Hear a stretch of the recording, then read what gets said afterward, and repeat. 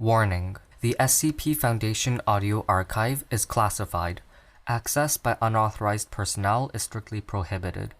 Perpetrators will be tracked, located, and detained.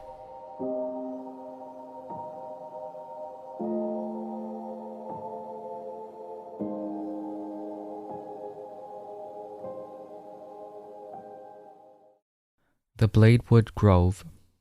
Item Number: SCP-143. Object Class: Euclid.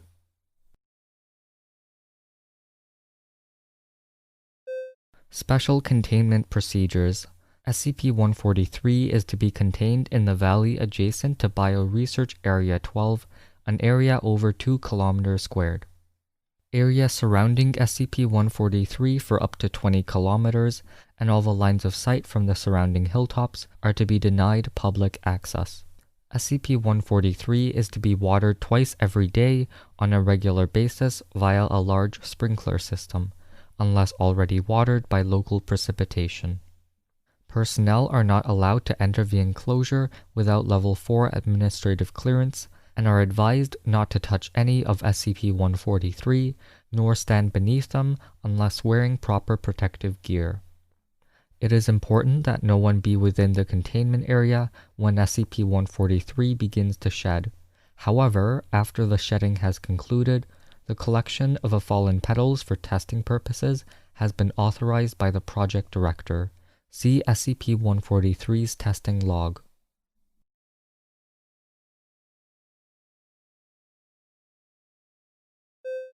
Description: SCP-143 is a plantation of 300 specimens of a unique type of tree. The trees are similar in appearance to Prunus exudoensis, Japanese sakura, or cherry blossoms. They bear no fruit, and the only known way of reproduction is by careful own root propagation using cut saplings from an older sample. The petals are a light pinkish color, slightly translucent, and with a texture of smooth glass. Care must be taken when handling the petals, as their edges are razor sharp and can easily slice through flesh if mishandled.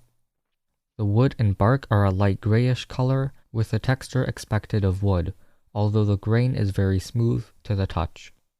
However, the petals and the wood of these trees are much harder than most natural or man-made substances, reaching up to 5000 HB on the Brinell scale, and withstanding temperatures of up to 1800 degrees Celsius.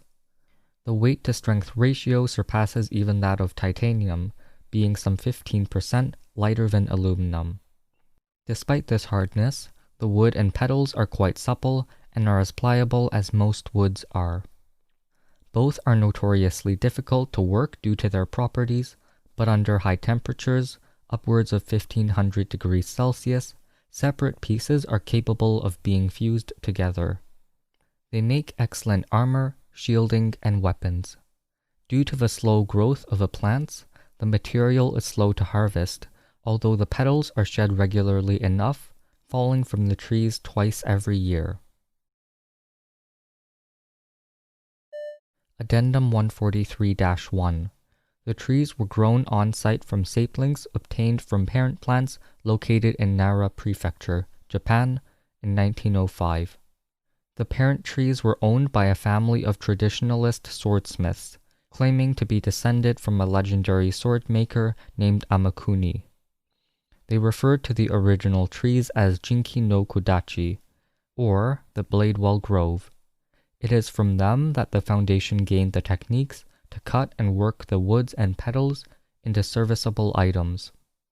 The original trees are still in Japan, owned by the government, and are still tended to by the same family. However, the government has denied all existence of the trees, and any products made from them are kept within the country. Document 143-A. We lost 3 staff to 143 today. They were collecting petals dropped by the trees the previous day when a sudden gust picked up, shaking a good deal of the petals from the trees and blowing them around. Stayed that windy for the whole day. I would send a cleanup crew, but it's still pretty windy and the odd petal is still falling. We'll have to pick up the remains when the wind dies down in a couple days.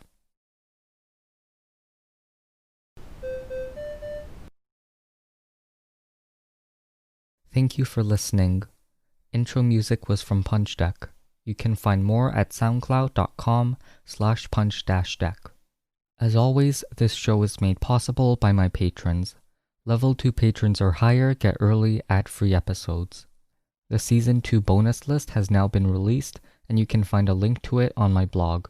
Rating, reviewing, and sharing always helps. Thanks for listening, and I will see you in the next episode.